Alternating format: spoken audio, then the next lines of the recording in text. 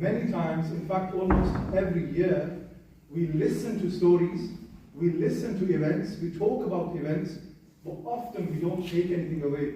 We don't take any lessons to adopt in our lives. We don't take anything to work on within our lives. So, inshallah, today the purpose of today's gathering is to listen to the event of Karbala and especially take out and derive lessons from it for us to act upon it, inshallah. We will start off today's gathering with a recitation of the Quran by Zakaria Zia.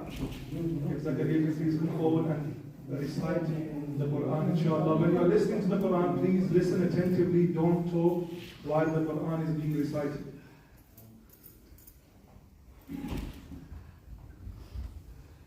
أعوذ بالله من الشيطان الرجيم.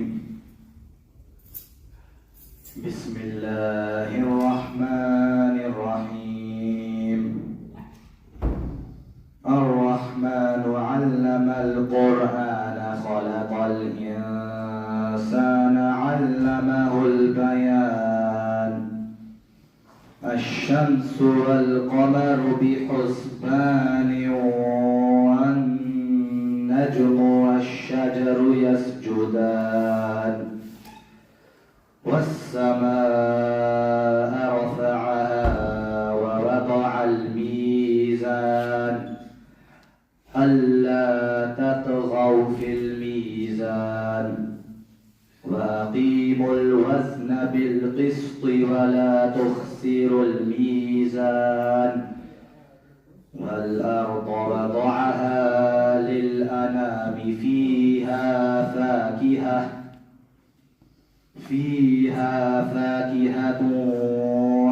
والنخل ذات الأكمام والحب ذو العصف والريحان. فبأي آلاء ربكما تكذبان. خلق الإنسان من صلصال كالفخار وخلق الجن من مارج من نار. فبأي آلاء ربكما تكذبان. رب المشرقين ورب المغربين. فبأي آلاء ربكما تكذبان. مرج البحرين يلتقيان بينهما برزخ لا يبغيان. فبأي آلاء ربكما تكذبان. يخرج منهما اللؤلؤ والمرجان. فبأي آلاء ربكما تكذبان. وله الجوار المنشآت في البحر كالأعلام. فبأي آلاء ربكما تكذبان. صدق الله العظيم. MashaAllah, that was recitation of the Quran by almost Hafiz Zakaria Zia. Next for Naat Sharif, I'd like to invite Ali Haider to come and recite Naat Sharif. Sallallahu alayka ya Rasulallah. Assalamu alaikum wa rahmatullahi wa barakatuh. Can everybody please recite the Root Sharif with me? Sallallahu alayka ya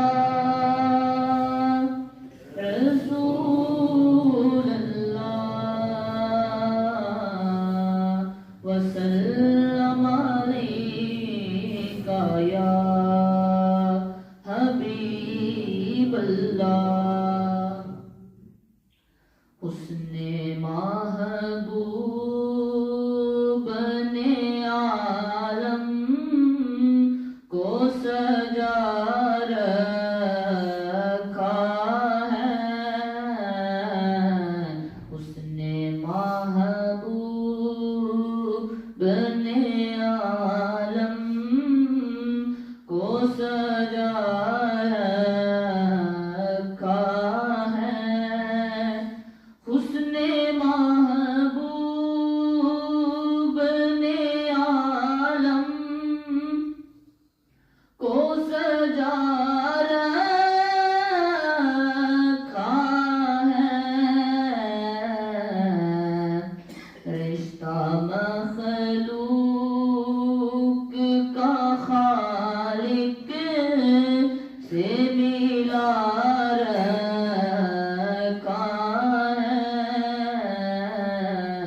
رشتہ مخلوق کا خالق سے ملا رکھا ہے جب بھی تو چاہے صدا دے نے سوالی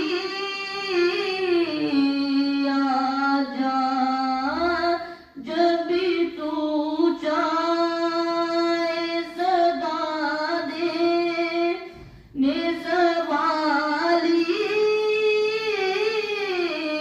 آ جا میرے لجپال نے دروازہ کھلا رکھا ہے میرے لجپال نے دروازہ کھلا رکھا ہے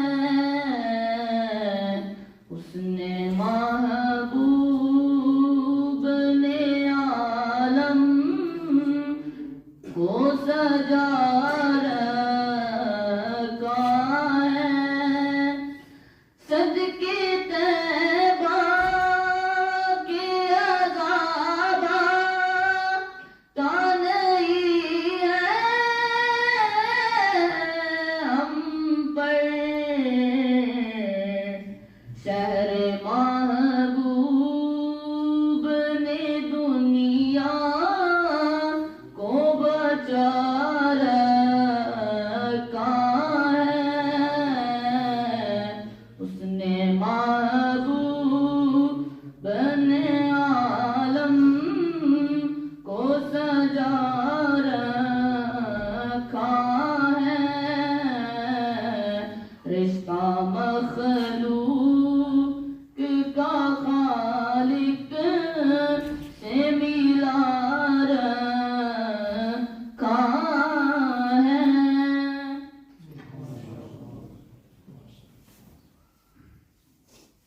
MashaAllah, beautifully recited Naat Sharif of the Prophet sallallahu alaihi wasallam by the young man.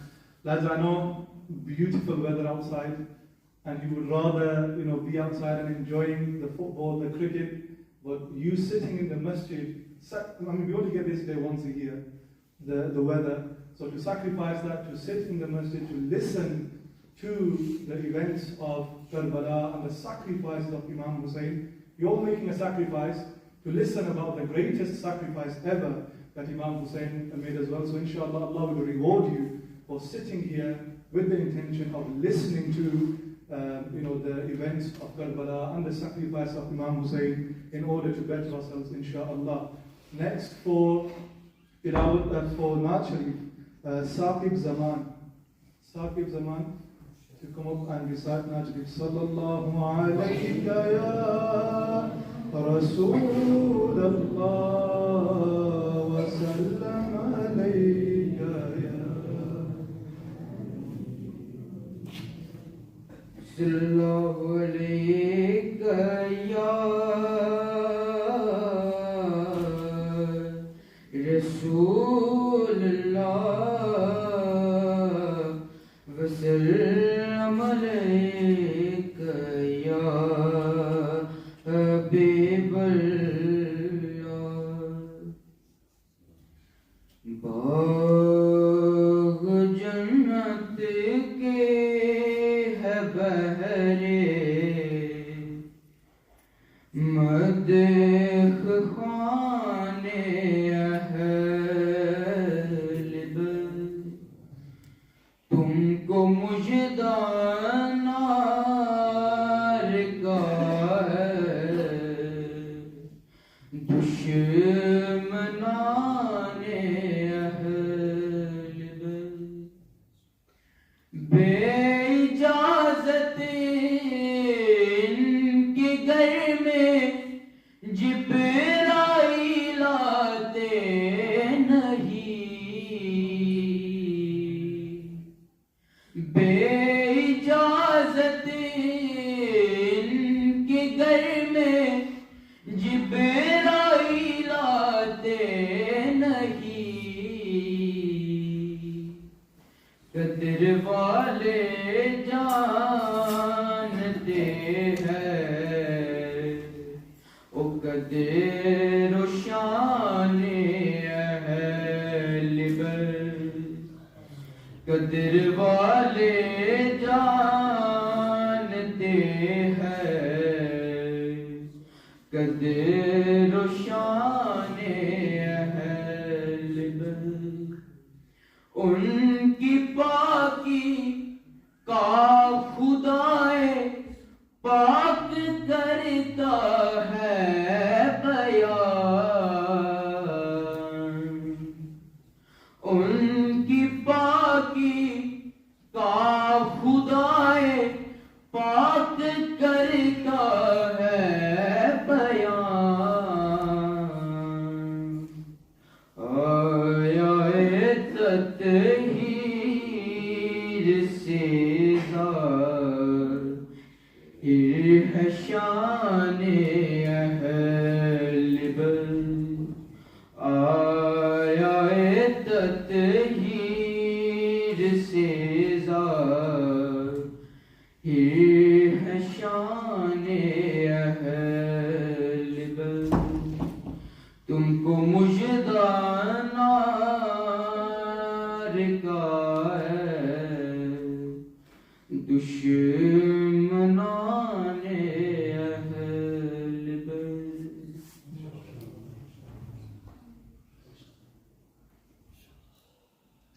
MashaAllah, very elegantly, very beautifully recited the praise of the Ahlul Bayt, the family of the Prophet sallallahu alaihi wasallam. May Allah increase us all in the love of the Ahlul Bayt, in the family of the Prophet sallallahu alaihi wasallam. Naray Takbir, Naray Risalat, Naray Tahqiq, Ulamai Ahl Sunnah.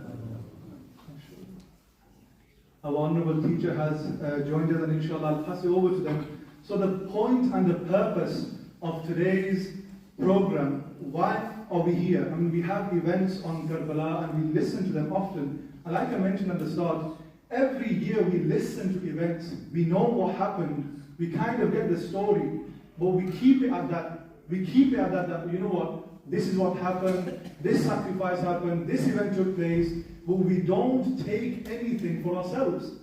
And the battle of Karbala has so many lessons for everyone of every age to take from. But we only listen to a story, we listen to an event, and we get on with the rest of our life. We have nothing to put into practice.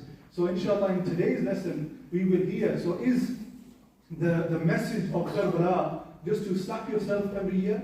To walk on the streets and scream out names? And, you know, is that how you remember Imam Hussein? Or is it to take lessons, to fall in love with them in such a way that you are protected from committing sins and you are encouraged to carry out the obedience of Allah subhanahu wa ta'ala? Or is it that when you are in trouble, you continue to do the zikr of Allah, you continue to remember Allah subhanahu wa ta'ala and be patient on any difficulty that comes your way? And there's many other lessons that we can take. And inshallah, I'll hand it over to our honorable teacher, Sheikh Sayyid Riyad Hussain Shah Sahib, to enlighten us and to tell us what are some lessons that we can take from the event of Karbala.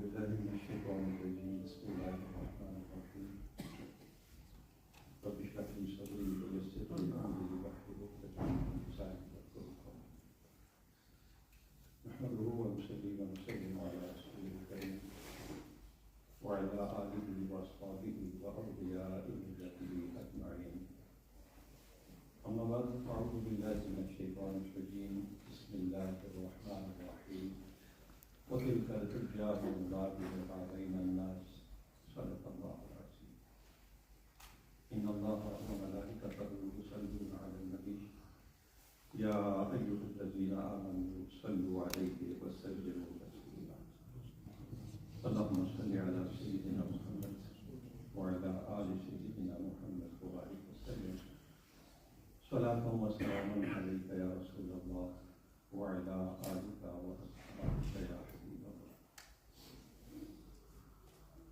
First of all, I'm very thankful to management of this masjid and leadership of the masjid who have given me this opportunity to discuss something about the event of Karbala and what lesson we learned from this tragedy.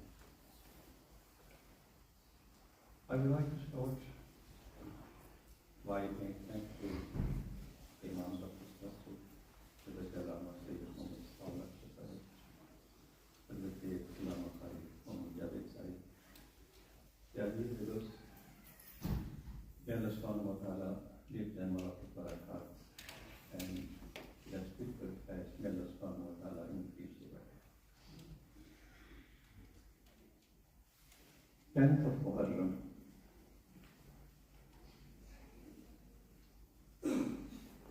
Two groups are standing against each other. On one side, Sayyidina Imam Hussain ala jaddihi wa alayhi salam. And group number is 72 who can fight against the enemy. And if we have another tradition, so some of the traditions say the total number was 135. On the other hand, thousands of Yazidi troops, thousands.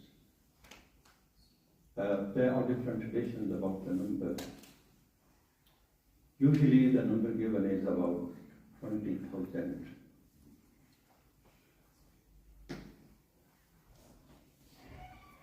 In a field,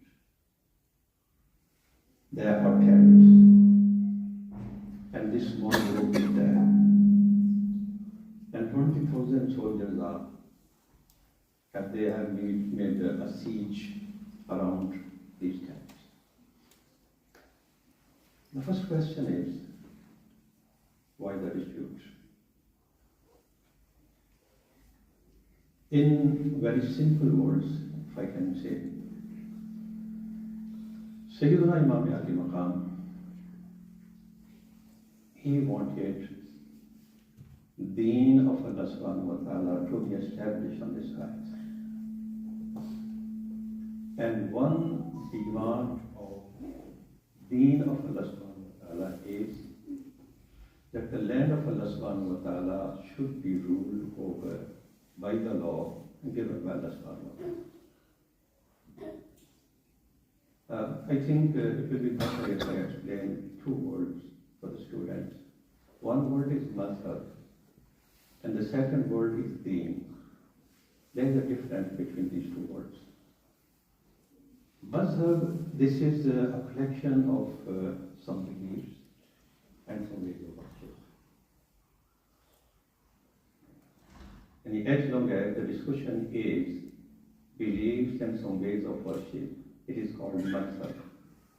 But when we will try to look at the concept of deen given by the Holy Prophet sallallahu alaihi wasallam, our beloved Prophet sallallahu alaihi wasallam, he taught his ummah beliefs, different ways of worship, our social life, and not only how to live together, our beloved Prophet ﷺ established an Islamic state in Medina Munawwara, and the earth was ruled over by the law given by Allah subhanahu wa ta'ala. This is one of the basic events. Now the Yazid, his way of ruling over the country was different from the way of Islam. And Sayyidina Imam Ali Maqam, his stand was that the land must be ruled over by the law given by Allah subhanahu wa ta'ala. Some people, when they are making their speeches, they say, if the Sayyidina Imam Hussain, he didn't go to Karbala, so the masjid would have been locked off and nobody had been allowed to read Salah. I don't think so. There was no threat for the religion. There was no threat for the belief. There was no threat for your Salah. There was no threat for your rosé. Yazid didn't have any problem with it. And if you read the history, Yazid didn't reject Islam and he became atheist. Still, he believed in Islam. He chose to read Salah. Well, the historians say sometimes he missed Salah and sometimes he demonstrated laziness in reading Salah. So it wasn't program of Yazid, law of the Masjid. He wasn't commanding the people don't go to the Masjid. It's not. The real problem was his way of ruling the land was different from ruling over the land according to law of Allah subhanahu wa ta'ala. And Sayyidina Imam Ali Maqam, his stand was that this land must be ruled according to the law given by Allah subhanahu wa ta'ala, which is explained by the Holy Prophet sallallahu alaihi wasallam. And as the land was ruled over during the rightly guided caliphs. This was the main ikhtilaf and main difference between the two sides. Yazidi army, they were trying to convince Sayyidina Hussain alayhi salam to accept Yazid as the king. But Imam Ali Maqam wasn't ready to accept him. And the reason I have given you before. If he accepts Yazid as the king, so it means he agrees that this land can be ruled over by any law made by Yazid or made by any other person. One very important question will be in your mind at this moment. There were other companions of the Holy Prophet ﷺ. Other companions of the Holy Prophet ﷺ, they were alive at that time. And they accepted Yazid as the king. But Sayyidina Imam Ali Maqam and Abdullah bin Zubair, these are the two companions of the Holy Prophet ﷺ. They didn't accept Yazid as the king till last breath of their life. So what was the justification with other companions of the Holy Prophet ﷺ? They didn't accept Yazid as the king, thinking that he deserves or he has the ability. That accepting Yazid as the king was only because they had this thought or this view, we cannot remove Yazid from the king, being a king. So because we can't remove him, if we start any movement against Yazid, there will be fight. We will not be able to be successful. We will not be able to remove him from the throne of the kingdom. So when Muslims will fight against each other, its benefits. Non-Muslim country, they will take its benefit and it will be very harmful for the Muslim Ummah. All of them, all of the companions of the Holy Prophet ﷺ, even those who accepted Yazid as the king, they believed that Yazid doesn't deserve to be the king. But only because of this, that there will be disorder, there will be murder and nothing else. So they decided to accept Yazid as the king, And their intention was to have pressure on Yazid not to do crime against the religion of Allah subhanahu wa ta'ala. Now, on the 10th of Muharram, Yazidis, they are trying their best to convince Sayyidina Imam Hussain to accept Yazid as the king, and Sayyidina Imam Ali Maqam is not ready to do so.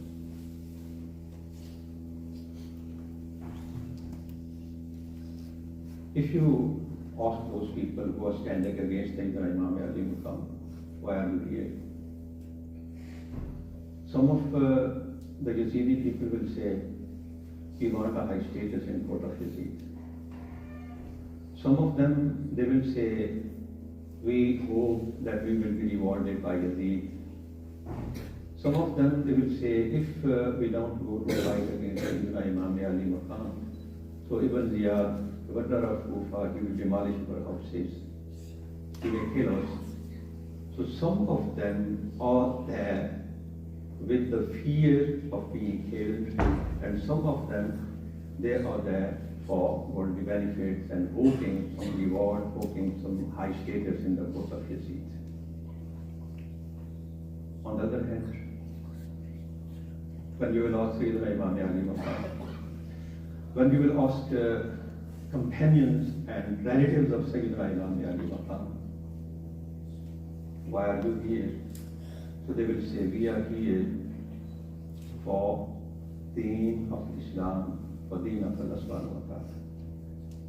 So it means the fight is between worldly benefits, and on the other side, intention is to serve the religion of Allah subhanahu wa ta'ala. In this battle, what happened? Another thing which is very important to understand. When our Khatibs, they narrate the story of martyrdom of companions of Sayyidina Imam Ali Maqam, and they narrate the story of martyrdom of Ahlul Bayt. So usually they show us a picture. One person from Sayyidina Imam Ali Maqam's side goes out. Imam Pak is sitting in the tent. A person comes, he seeks permission, he goes out. This is a single person. And the other side, 20,000. A single person attacks at 20,000. Does it make sense? See? Does it make sense? One by one they are coming out and 20,000 people are standing against them. This person attacks at them. When he is martyred, they bring the dead body and they place in front of a tent. Then another person seeks permission and they go down. This is not a real picture of 10th of Muharram. It's not. The real picture of this fight between these two groups. At night, Sayyidina Imam Ali Maqam, he commanded his companions to make the tents on three sides. On the right side, on the back side, on the left side. And he commanded them to dig a trench behind these tents, and whatever firewood is available to place in it. On 10th of Muharram, when Yazidis attacked at Sayyidina Imam Ali Maqam, Sayyidina Imam Ali Maqam, he commanded his companions to light a fire in this firewood. This side is covered by the tents. This side is covered by the tents. Back side is covered by the tents. And behind the tent, the fire is burning. The enemy had no way to attack at Sayyidina Imam Ali Maqam. Only one side, only one way is. And this was the strategy adopted by Sayyidina Imam Ali Maqam. There will be only one way. The enemy will attack at us and we will defend ourselves. It's never that Sayyidina Imam Ali Maqam is sitting in his tent. when we look at history books, they tell us that Sayyidina Imam Ali Maqam himself came out, and in those days, whenever there was any fight between two groups, usually the army was divided into three groups. One is right wing, the other one is left wing, and the center. One person is holding alam, one person is holding the flag. Yazidis, they divided the army into three, and the same Sayyidina Imam Ali Maqam did. Right wing, left wing, and the center.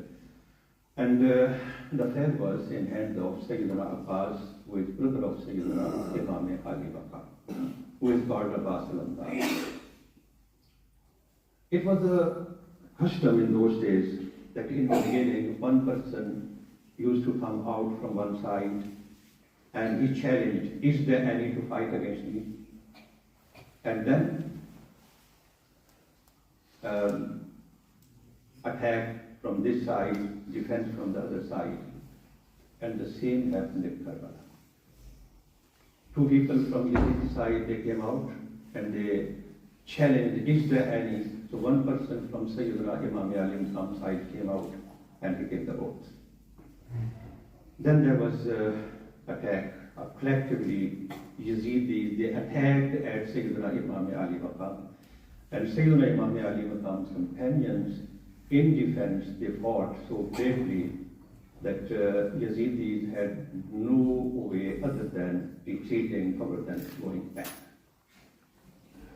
So, all of the day, sometimes some of the Yazidis, they came near the camp of Sayyidina Imam Ali Maqam and they tried, and from the side of Sayyidina Imam Ali Maqam. So this war is in defense of Sayyidina Imam Ali Maqam. Companions of Sayyidina Imam Ali Maqam, they are fighting against the enemy in defense of Sayyidina Imam Hussain ala jaddihi wa alayhi salam. The attacks are from that side to reach Sayyidina Imam Ali Maqam. And these companions of Sayyidina Imam Ali Maqam, they are trying their best to defend Sayyidina Imam Ali Maqam, and they are being killed in front of eyes of Sayyidina Imam Ali Maqam. Now, when all of these companions, they were martyred, and Sayyidina Imam Ali Maqam himself alone, even at that time,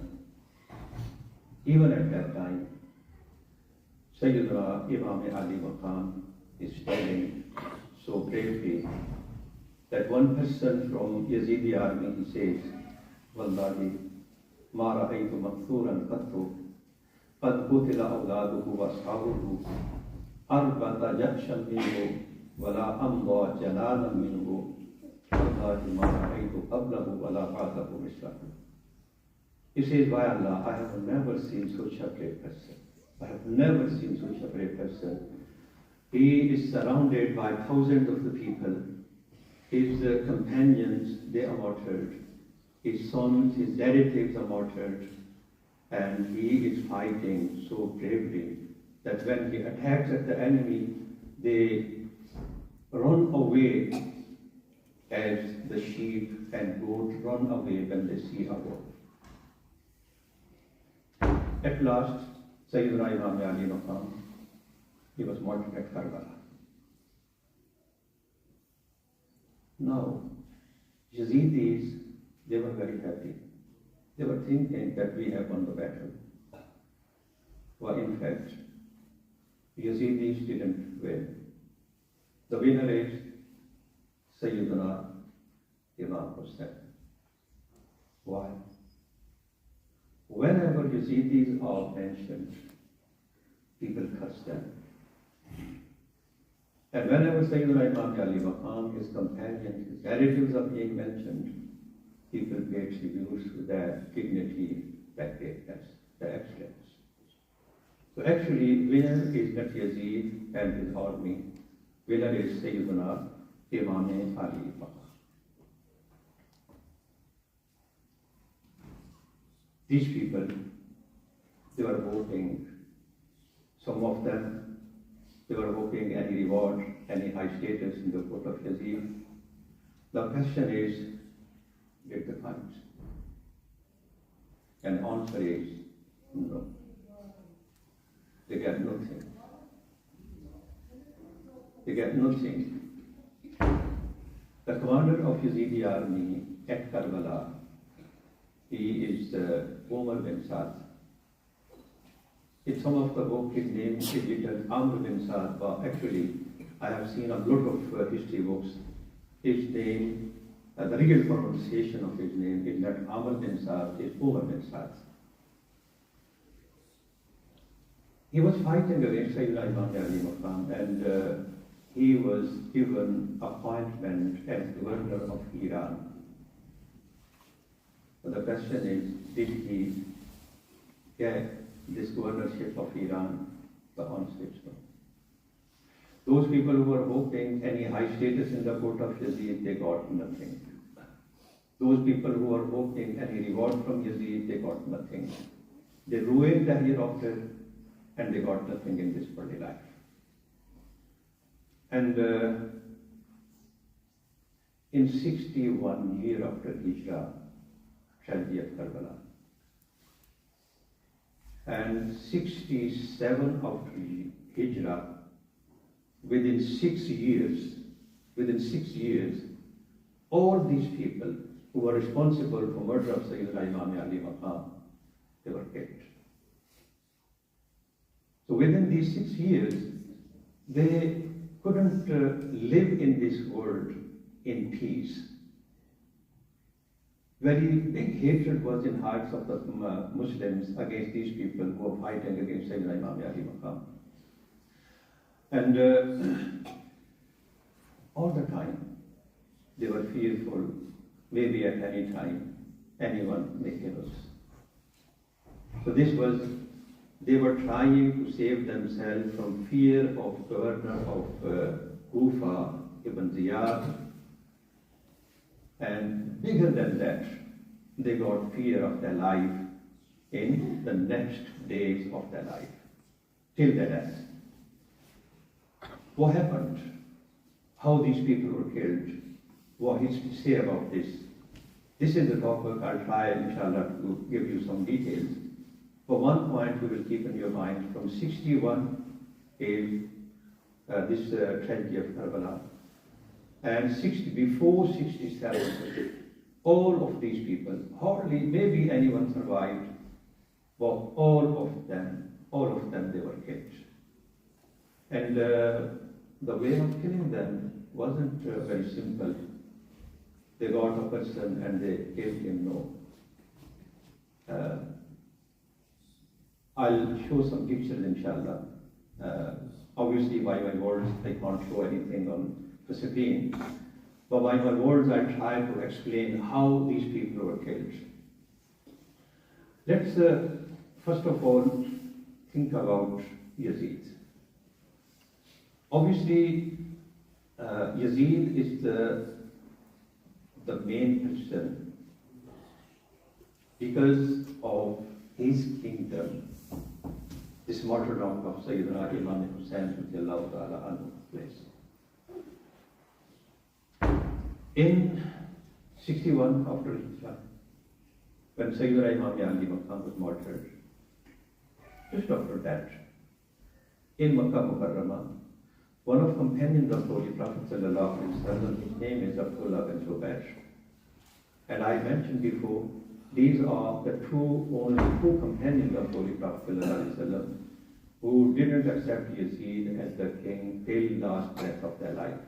One is Sayyidina Imam Hussain, Allah Jazzahu alayhi salam, and the second one is Abdullah bin Zubair. So Abdullah bin Zubair, he announced at Makkah Mukarramah his own caliphate, and he established his own government at Makkah Mukarramah. People of Egypt joined him. When Yazid saw this, he wanted that nothing like Karbala should take place again. So he invited some people from Medina Munawwara, a delegation from Medina Munawwara. They went to Yazid. Yazid tried his best to give them a lot of gifts. His intention was when I'll give them a lot of gifts, they will not do anything against myself. But when these people of Medina, they came back, and they told the picture of court of Yazid to the people of Medina. So people of Medina decided that there is no justification of accepting Yazid anymore as king of Islamic State. So they rejected him and they joined Abdullah bin Zubair. Yazid became very angry on this, and he decided to take an action against Abdullah bin Zubair, and he tried to take an action against people of Medina Munawwara. He prepared an army of about 12,000 people, and he sent them to Medina Munawwara. And the order of Yazid, he said, ask people of Medina Munawwara to accept my kingdom again. Give them 3 days to think. If they accept me as the king again, that's okay. Otherwise, fight against them. For 3 days, Medina is mabah for you. It means whatever you want to do with people of Medina, you are allowed. So this army came to Medina. They said to people of Medina, accept Yazid as the king again. They refused. A battle started between people of Medina and Yazidi army. And in this battle, Yazidi army, they won, and thousands of companions of the Holy Prophet ﷺ were martyred. They entered houses of Medina Munawwara, they looted everything. And one, it is in history tradition, Wallahu Alam Bissawab, they didn't chase women of Medina Munawwara, they raped them. 3 days, there was no azan, no iqama, no namaz in Masjid. After destroying Medina Munawwara in this way, this army marched towards Makkah Mukarramah, where Abdullah bin Zubair radiallahu ta'ala anhu was. They sieged Makkah Mukarramah. They threw stones, they threw fire at the Holy Kaaba, because Abdullah bin Zubair, usually he was in the Haram of Makkah Mukarramah, Khana Kaaba, reading Salah. Building of the Holy Kaaba was damaged. Curtain of the Holy Kaaba was burnt. One part of this siege was going on, when suddenly they received the news of death of Yazid from Syria. When Yazid died, this army, they lifted up the siege and they went back. They invited Sayyidina Abdullah bin Zubair to go with them to Syria, and they asked, he will help you to establish your khilafah there in Syria. But Sayyidina Abdullah bin Zubair radiallahu ta'ala anhu, he thought it better not to go with them. Yazid's period of kingship is from Rajab 60 Hijrah till Rabiul Awwal 64. Total period of his kingdom is 3 years and 6 months. And when he died at that time, his age was, some say 35, some say 38, some say 39. This was age of Yazid when he died. Now, some people, they try their best to call Yazid as Amirul Mu'mineen, and they try to make some justification with Yazid, and they try to prove that he was. So the question is, when we look at this very small period of Yazid, 3 years and 6 months, first of all, martyrdom of Sayyidina Imam Ali Musa, Hurmat of Ahlul Bayt, it was ruined. The second Karnama of Yazid is, he ruined Hurmat of Medina Munawwara. And the third one is, he ruined Hurmat of Makkah Mukarramah. This is the total what is with Yazid. So how can we say something in favor of Yazid? When Yazid died, his son, his name is Muawiyah, bin Yazid. He was a very pious person, a young man, and his age was about 19, 20, 21 years. So people made him successor of Yazid, king of Islamic State. So he had seen this what happened in Karbala, what happened to the people of Medina, what happened at Makkah al-Mukarramah. So he was very much worried and disturbed. And all the time he was thinking in his mind what to do. After some say 20 days, some say 40 days, some say 2 months, some say 3 months, the maximum period you find in history books is 4 months, not more than this. So after this period, he called the people and he said to them, I wanted to appoint someone as my successor. As Sayyidina Abu Bakr Siddiq radiallahu ta'ala anhu, he appointed Sayyidina Umar Farooq radiallahu ta'ala anhu. But I can't find anyone like Umar bin Khattab. I wanted to make a committee of 6 people, as Sayyidina Umar Farooq radiallahu ta'ala anhu did. But I can't find 6 people like those who were nominated by Sayyidina Umar Farooq radiallahu ta'ala anhu. Now this matter is up to you. You can select anyone as your king. I'm resigning from this post. Saying this, he entered his house, and then his dead body came out of his house. So he refused to be king of this state. Islamic State was at that time divided into 2 parts. One part was with Abdullah bin Zubair, and the other part was with Yazid. When Yazid died, his son. Now, when his son left his kingship, people who were supporters of Banu Umayyah tribe, they wanted any person from Banu Umayyah to be the king. And they found another person from Banu Umayyah. His name is Marwan bin al-Hakam. This Marwan bin al-Hakam, he is cousin of Sayyidina Usman Ghani radiallahu ta'ala. He was an old man.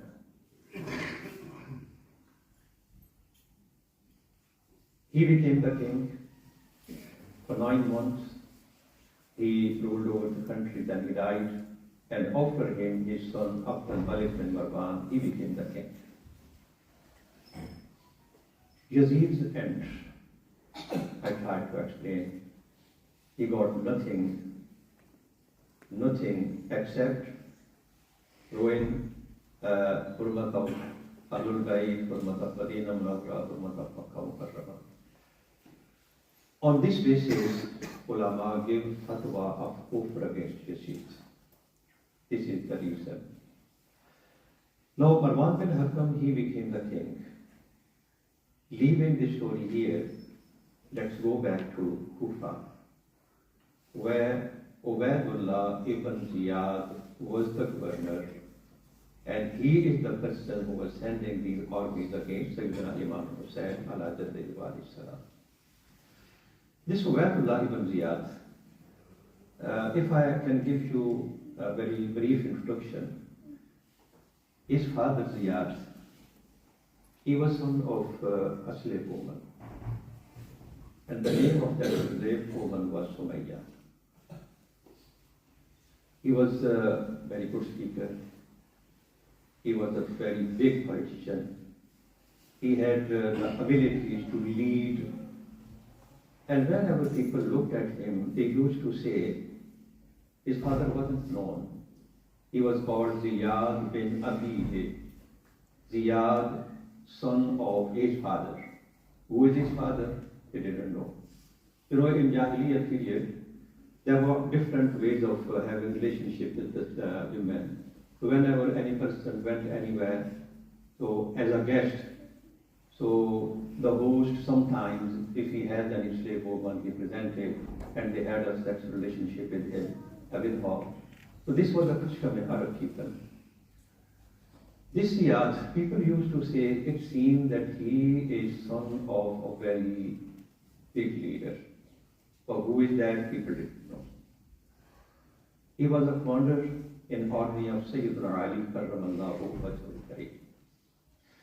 Sayyidina Ali Karramallahu Kareem sent him to Iran because Irani people, they were trying to mess about, they were trying to create problems. And this person was a very, very good leader. So he controlled everything. When Sayyidina Imam Hassan made a reconciliation with Amir Muawiyah, Ziyad stayed in Iran for 1 year. He didn't come to Muawiyah. After 1 year he came, and there was a reconciliation between Muawiyah and Ziyad. At that time, some people, they bore witness. They said, according to Jahiliyyah customs, your father, Abu Sufyan, got a relationship with that slave woman, and this Ziyad is son of your father, Abu Sufyan. So when they bore witness, because this was not in Islam, this was before Islam, and there were different ways of marriage in those days. So when they bore witness that Ziyad is son of your father, Amir Muawiyah accepted him as his brother, and now Ziyad was called Ziyad bin Abi Sufyan. It means he is brother of Muawiyah, so his son is Ubaidullah. This Ubaidullah, in very early age, obviously he got some inheritance from his father. Mother of Ubaidullah is Marjana. That's why in some history books he is called Ibn Marjana. 39 after Hijrah is the year of his birth. At the time of event of Karbala, his age was about 22, and some of the historians they say his age was 28. He was appointed as governor of Egypt by Amir Muawiyah in 55 after Hijrah. When Sayyidina Muslim bin Aqil, I don't have any time to give you the full details, but obviously you have heard a lot. Sayyidina Imam Ali Maqam, when he received the invitation from people of Kufa, Sayyidina Imam Ali Maqam sent his cousin Muslim bin Aqil to Kufa, and Kufi people, they did bayat on behalf of Sayyidina, in the name of Sayyidina Imam Hussain, in the hand of Hazrat Muslim bin Aqil. So when Muslim bin Aqil reached Kufa, and this news reached Yazid, Yazid consulted slave of his father what to do. He said, if your father had been alive, he would appoint Ubaidullah ibn Ziyad as governor of Kufa. In those days, Ubaidullah ibn Ziyad was doing his job as governor in Basra. Basra and Kufa, these are the two cities of Iraq. So he was in Basra. So Yazid wrote a letter to him. This governorship of Basra is with you, and Kufa is also with you. Go and handle all of this thing which is going to appear in Kufa.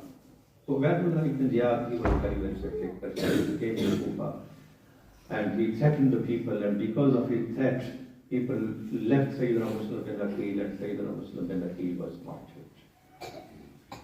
This Ubaidullah ibn Ziyad, he was very, very subject person, and people used to, they had very big fear in heart. And because of this fear, these people were leaving Kufa and going to in Karbala against Sayyidina Imam Hussain alayhi salam. What happened with him? When Yazid died, he asked people of Basra, he said to them, do bayat of mine, accept me as your leader. If there is any king from Banu Umayyah in Syria, so we will obey him. If not, we can establish our independent state in Basra. So the same message he sent to people of Kufa. So some of people of Basra, they accepted him as the leader. But when his representatives, they went to Kufa, so Kufi people, they said, we have got rid of this cursed man, so again we should accept him as our leader. Now people of Basra, they rejected him as well. That Ibn Ziyad, who was sign of terror. He was hiding his face from the people, and in darkness of the night he had to leave this territory. He had to leave Basra and Kufa, and he ran away to Syria. In Syria, there was a vote, and any person from Banu Umayyah should be the king. So Marwan was selected as king. Now Ibn Ziyad was sent to Iraq again. In those days, as I mentioned before, Egypt was with Sayyidina Abdullah bin Zubair, and when Yazid died, Iraq, they joined Abdullah bin Zubair, and they were the governor of Abdullah bin Zubair, who was in Kufa at that time. So Ibn Ziyad was sent back to Iraq with a big army. And in Kufa, people who invited Sayyidina Imam Ali Maqam and they left him alone, they were feeling guilty, and inside them they were finding something what to do. So finally they decided that we should do something, we should do tawbah. And our tawbah can be accepted only if we find out all those who were in Karbala and we kill them. Sulaiman bin Al-Ra'i, radiyallahu ta'ala anhu, he is companion of the Holy Prophet sallallahu alayhi wa sallam. So these people, they got together in his house and they decided to organize themselves. About 17,000 people, they got together and they decided to go out. And firstly, because they had heard the news that Ibn Ziyad is coming back from Syria to Kufa, so they decided to fight against him first. And then it was that decision that after killing Ibn Ziyad, then we will try to find out those people who are in this area, in Kufa, in Basra, wherever they are, and we will try to find out them and they will try to. So at the time when they wanted to go out, only 4,000 or 5,000 Tawwabin. The name of this movement is Tawwabin. Those people who wanted to do Tawbah, who wanted to repent. So 5,000 Tawwabin, this army, they went out from Kufa. Firstly they went to Karbala, and then they marched towards that side from where Abdullah bin Ziyad was coming to Kufa. At a place, the two armies met each other. There was a fight, and in this fight, Ibn Ziyad, he was receiving new troops from behind. But these Tawwabin, they were hoping that they will get some aid from anywhere, but they couldn't. As a result of this fight, almost all of the Tawwabin, they were martyred. Some of them they survived and they ran back to Kufa. Now in Kufa, another person stands up. His name is Mukhtar bin Abi Ubaid Saqafi. His father Abu Ubaid, he embraced Islam in life of the Prophet sallallahu alaihi wasallam, but he didn't meet him sallallahu alaihi wasallam. So that's why Abu Ubaid is not in companions, not in Sahaba, he is from Tabi'in. But some of the people, they say, they count him in companions of the Holy Prophet sallallahu alaihi wasallam.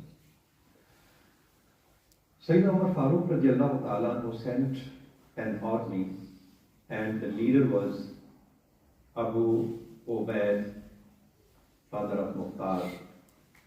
About 4,000 Muslims were martyred in that. So Abu Ubaid was martyred there. This Mukhtar, one of his sisters, her name is Safiya bin Abi Ubaid, she was a very pious lady, and she was married to Abdullah bin Umar radiallahu ta'ala anhu.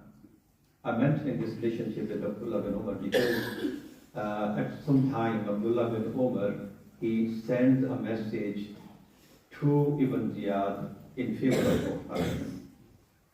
But anyhow, this Mukhtar, about him, when we look at history books, firstly, he hated Sayyidina Ali Karramallahu Wajhahu. He was with his uncle in Madain when Sayyidina Imam Hassan ala Jaddihi wa alayhi salam was marching toward Muawiyah, and there was a fight going on between Imam Hassan and Muawiyah. So Mukhtar said to his uncle, we have Hassan, so if we take him as a prisoner and we hand over him to Muawiyah, we can get a very big reward. So his uncle said, what are you saying? Bi'sa ma ta'muruni bihi yabna akhi. This Mukhtar was one of the leaders of Kufa. And let me say, when Sayyidina Muslim bin Aqil came to Kufa, first of all, Muslim bin Aqil came to his house. This Mukhtar bin Abi Ubaid. When Muslim bin Aqil radiallahu ta'ala was martyred at Kufa, we don't find Mukhtar bin Abi Ubaid doing anything in favor of Muslim bin Aqil. So Muslim bin Aqil radiallahu ta'ala was martyred, and Mukhtar has nothing to do with it. Now, when Mukhtar saw that this is the time, if I read the slogan, I take revenge of martyrdom of Sayyidina Imam Hussain, I can get power and I can establish my own government in Kufa. So for the purpose of his own desire, not for the sake of Ahlul Bayt, I am very conscious on this point. Some people, they present Mukhtar as a hero, but actually all of his efforts, what he did, history tradition says he was Mukhtar al-Kadhab, the liar. He wasn't a faithful person. And we have evidences in history books that he wasn't a loyal person to Ahlul Bayt. All of his doings and all of his actions, they were only to get sympathies of the people and to establish his own government in Kufa. So he raised a slogan, I'll take revenge. People started joining his group, and finally, Mukhtar, he had a fight against the governor of Kufa, appointed by Abdullah bin Zubair. And the governor of Kufa, he left Kufa, he went away, and Mukhtar established his own government in Kufa. So after getting power in Kufa, he fulfilled his promise to kill all those people who were responsible of martyrdom of Sayyidina Imam Hussain ala jaddihi wa alayhi salam. Firstly, he sent an army to Ibn Ziyad. I mentioned before, Ibn Ziyad from Syria, he was sent to Iraq to take Iraq back in the kingdom of Syrian people. Mukhtar, he prepared an army, and he sent this army to fight against Ibn Ziyad. This time, Ibn Ziyad was killed. With him, Hussain bin Umair, a very big person in those who are responsible for martyrdom of Sayyidina Imam Hussain. So their heads were put and they were sent to Mukhtar in Kufa. And what was the date? What was the day? When Ibn Ziyad was killed, that was 10th of Muharram, 66 after Hijrah. Then in 61, by his command, Sayyidina Imam Hussain was martyred. 5 years later, exactly on that day, 10th of Muharram, Ubaidullah ibn Ziyad was killed and his head was sent to Mukhtar. And the same place where head of Sayyidina Imam Hussain was, and Ibn Ziyad was sitting on his chair. Now, at that place, head of Ibn Ziyad and the armchair, sitting person was Mukhtar. So Ibn Ziyad was killed. Then Mukhtar, he ordered his soldiers to find out those people who were responsible of murder of Sayyidina Imam Hussain and his companions. And one very strange thing, in Hadith book, this Hadith book is called Jamia.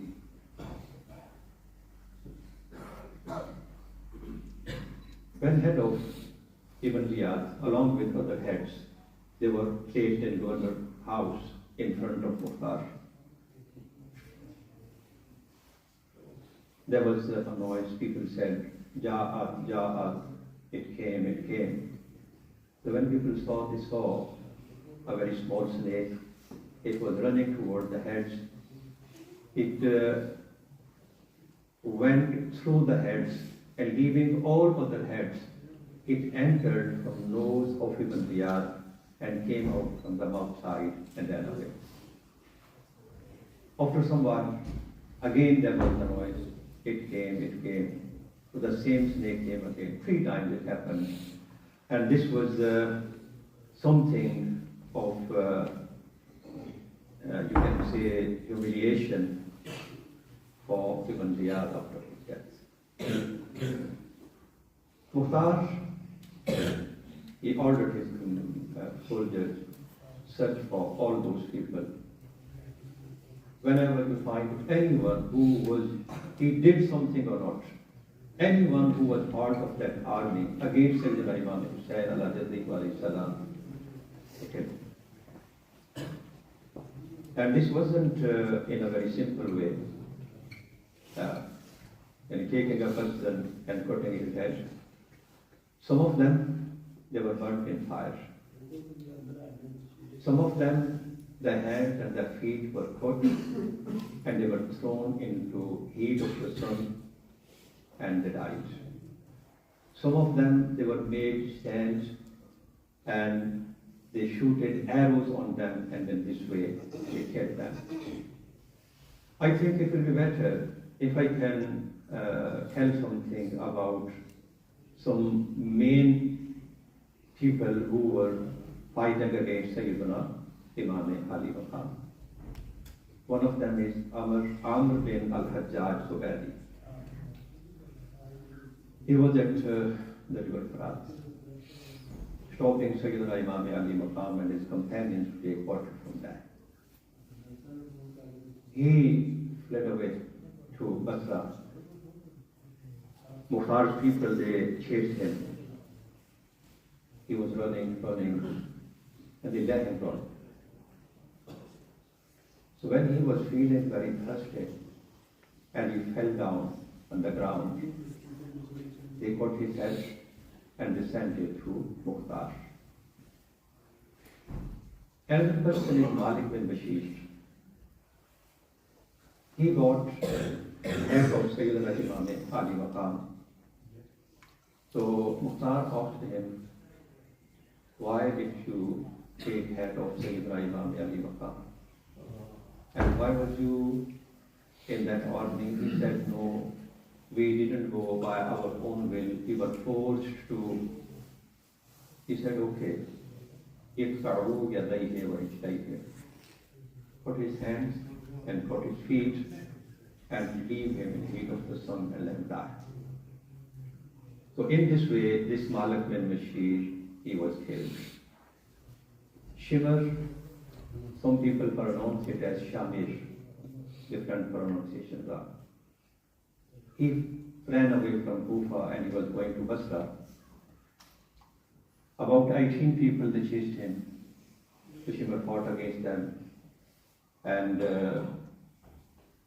because he had some companion with him, so these 18 people, they couldn't kill Shimr, and their leader, he was killed.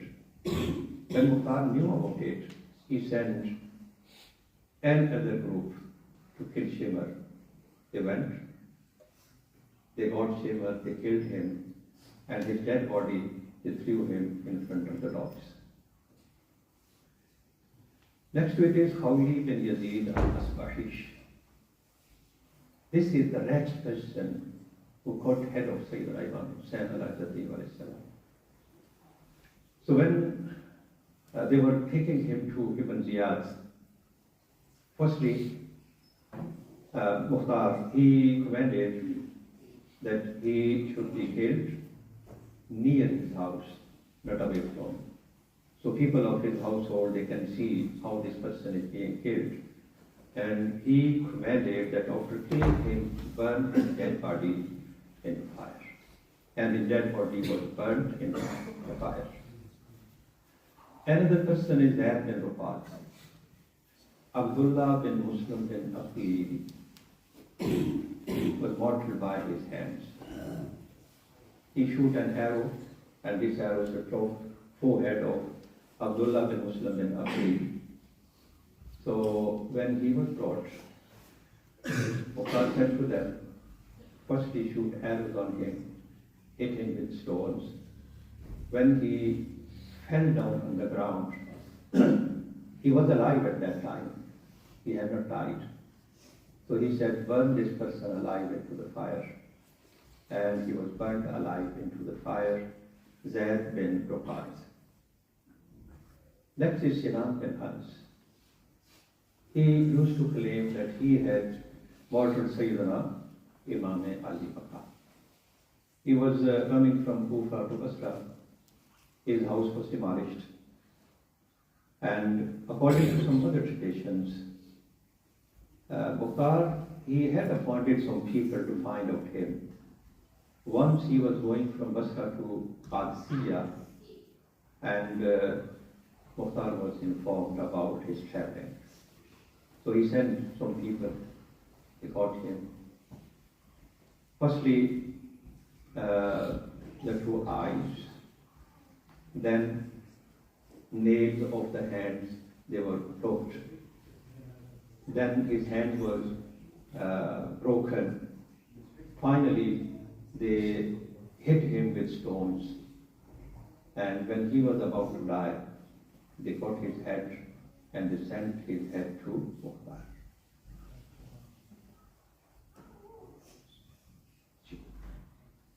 Okay.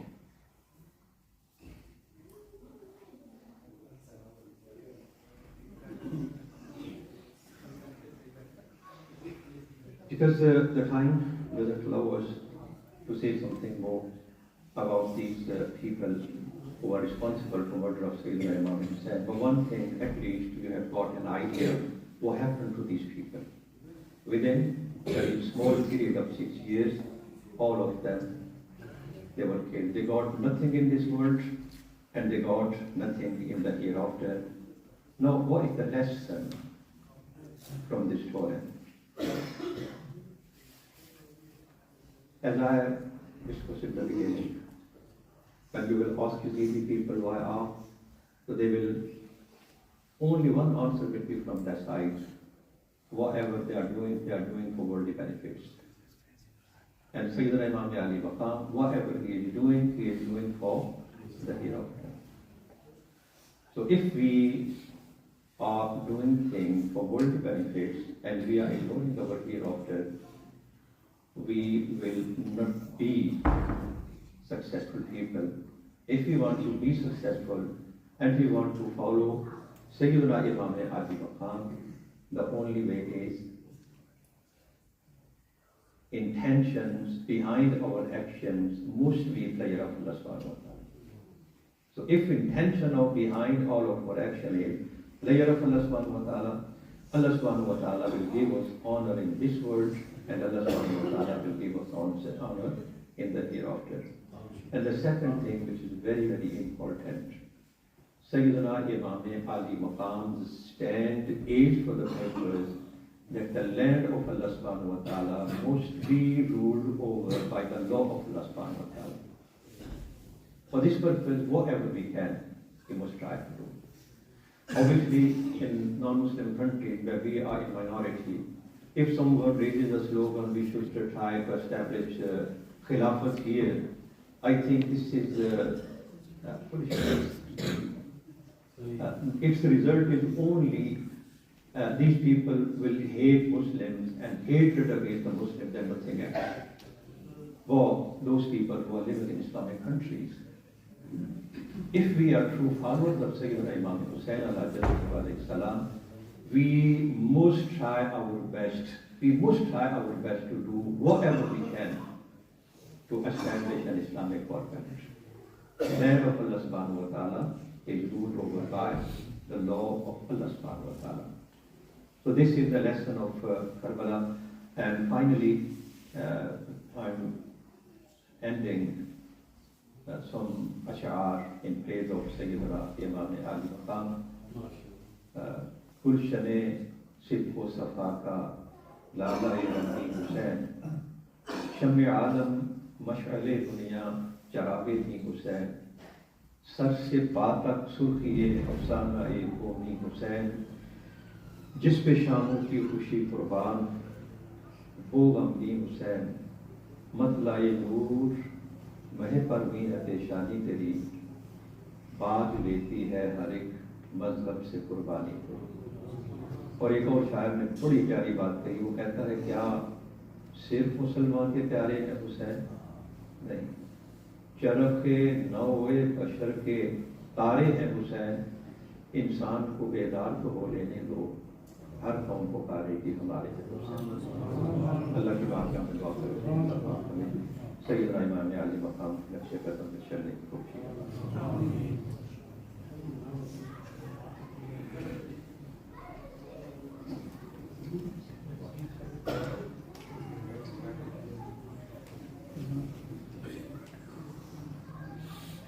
ایتھے ہی صفا درست فرما لو. 8 o'clock نماز ہوگی, وہ تو بعد مسجد کے 20 منٹ کھانا جو ہے وہ پیش کیا جائے گا. ایتھے ہی صفا درست فرما لو. اللہ اکبر اللہ اکبر اللہ اکبر اللہ اکبر اشہد ان لا الہ الا اللہ